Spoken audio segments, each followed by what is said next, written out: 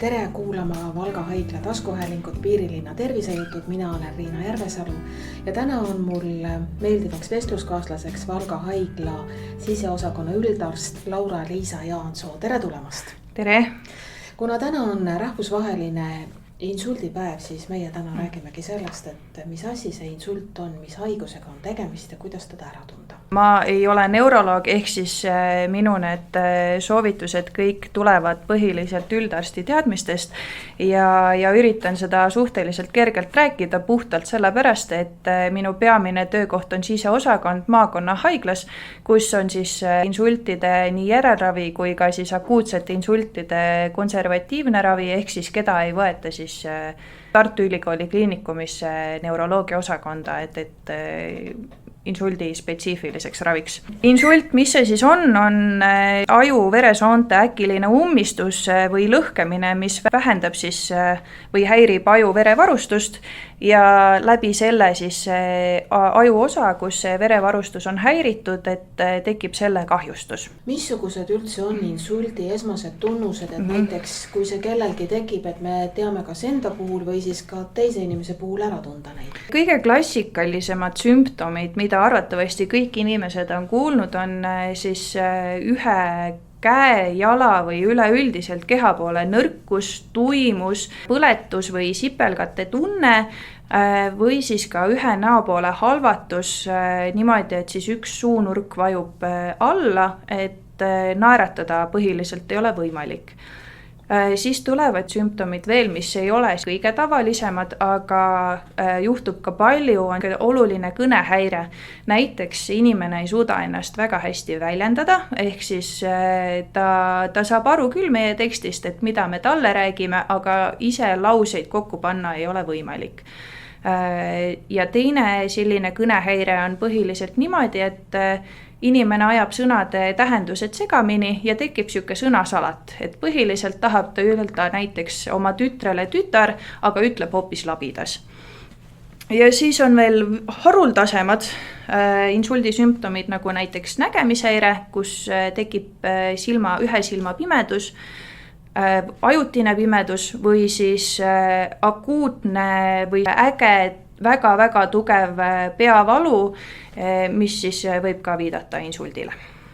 Ma saan aru, et ei pruugi kõik tunnused korraga esineda, vaid nad võivad ka ühekaupa. Jah, et kõik need nimetatud sümptomid ei pruugi alati koos esineda. See keha poole halvatus, koos selle näo poole halvatusega on suhteliselt tavaline koos esinema, aga võib ka esineda üleüldiselt pudru ja kapsaid, et lihtsalt mõelda, et ikkagi kui on üks väljendunud sümptom, et siis ikkagi kohe erakorraliselt pöörduda või endale abi kutsuda.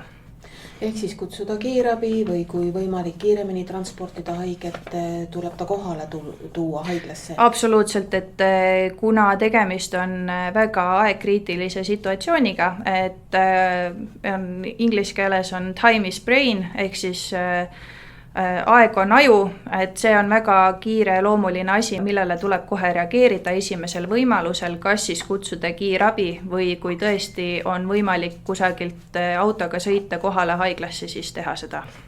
Kas insuldi saanud haiget tohib üldse ise liigutada või transportida, kui on tõsine teema juba? Ikka võib, sellepärast, et see meie eesmärk on võimalikult kiiresti saada teda spetsialistide juurde, kes saab selle siis situatsiooni lahendada.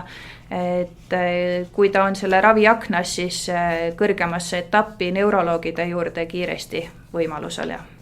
Nagu sa juba ka mainisid, et aeg on siin kõige olulisem, kui palju aega on? Ikkagi soovituslik on esimesel võimalusel, et lõppude lõpuks on võimalik ka mööduvad sümptomid, mis on niinimetatult siis rahvakeeli mini-insult, mis ikkagi tekitab väga suurt riski ka siis päris selle ajuinsuldi tekkeks, et kontrolli tuleb alati tulla, kui tekivad need nimetatud sümptomid, et pigem karta kui kahetseda sellisel juhul. Küsingi kohe, et mis asi on mini-insult ja kas see läheb siis ise üle? Mini-insult on siis meditsiinikeeli transitoorne isheemiline atakk. See on põhiliselt, kui insuldisümptomid kestavad alla 24 tunni, et ajus siis tekib mingi ajuosa verevarustuse häire, aga see möödub iseseisvalt. Et kui siis päris ajuinsult on püsiv neuroloogilise siis defitsiidiga või siis sümptomitega, siis need mini-insuldi sümptomid leevenevad iseseisvalt ja tavaliselt nad leevenevad juba paari tunni jooksul. Me ikka küsime seda ka, et kuidas on võimalik ja kui palju üldse insulti ennetada või mida näiteks teha selleks või jätta tegemata, et sellist haigust ei tekiks? No siin on üleüldiselt kõik need tavalised soovitused, eks ole, et tänapäeval suureks saatanaks on meil suitsetamine, alkohol, ülekaalulisus, vähene liikumine, stressisituatsioonid, et kõik need, mis tavaliselt on, eks ole, et kõige paremini ennetada ongi tervislik eluviis, käia arsti juures vastavalt soovitustele kontrollis, kindlasti järgida neid raviskeeme, mida arstid on varasemalt teile kirjutanud, sellepärast et kahjuks on päris palju insulte selle tõttu, et inimesed lihtsalt ei võta ravimeid, nagu arstid on neile ette määranud. Kas võib ka öelda, et insult on mõnes mõttes kuidagi päritav või eelsoodumusega haigus, et võib-olla esivanemad on saanud ja siis ma pean nüüd kogu aeg hirmus elama? Kindlasti mingi geneetiline soodumus sellel on, aga pigem võib-olla on tegemist sellega, et on teised geneetilised haigused, mis iseenesest lihtsalt soodustavad selle insuldi teket. Et kõige tavalisem on siis pärilik kõrge kolesterooli tase, et mis siis soodustab väga insulti. Et mitte, et insult oleks siis geneetiline, vaid siis, et see pärilik kõrgenenud kolesterooli tase on siis geneetiline. Mis tähendab, et peame hoidma oma kolesterooli taseme korras, vererõhu korras, stressi vältima, palju liikuma ja tervislikult toituma. Jah, et piisab ka 30-minutilisest jalutuskäigust, et üle päeviti näiteks, et raske on alustada, aga veel raskem on pärast siis neid insuldi tagajärgi põdeda. Insult on Eestis surmapõhjustest 3. kohal, et peale siis südameinfarkti ja vähktõve, et tegelikult on tõsiste tagajärgedega haigus selles mõttes, eriti kui ei reageeri piisavalt kiiresti. Mis tähendab, et on põhjust karta, ehk siis teha endast kõik olenev selleks, et vähemalt ennetada haigust. Just.